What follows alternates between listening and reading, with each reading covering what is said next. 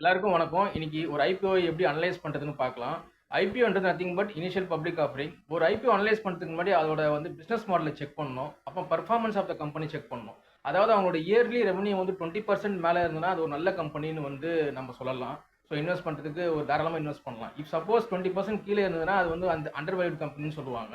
இது one of the tip for analysing the IPO. Next பார்த்தீங்கன்னா இந்த ஐபிஓ பேக்கப் பண்றாங்களா, ஸ்ட்ராங் புரோக்கர்ஸ் இல்ல ப்ரொமோட்டர்ஸ் இல்ல சப்போர்ட்டர்ஸ் பேக்கப் பண்றாங்களா பார்க்கணும்.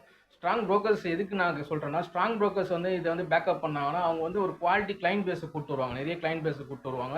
ஸோ அதனால ஒரு நம்மளுக்கு ஒரு நம்பிக்கை வரும். இது இந்த ஸ்டாக் நல்லா ஐபிஓ பப்ளிக்ல லான்ச் ஆச்சுன்னா நல்லபடியா இது லிஸ்டிங் ஆச்சுன்னா நல்லபடியா இது ப்ராஃபிட் கொடுக்கும் அப்படின்னு நினைக்கலாம். அப்புறம் பார்த்தீங்கன்னா ப்ரொமோட்டர்ஸ்னு சொல்லுவாங்க. ப்ரொமோட்டர்ஸ் கொடுக்கும்போது என்னென்ன பார்க்கலன்னா, அந்த ப்ரொமோட்டர்ஸ்லாம் நீங்கள் செக் பண்ணணும்.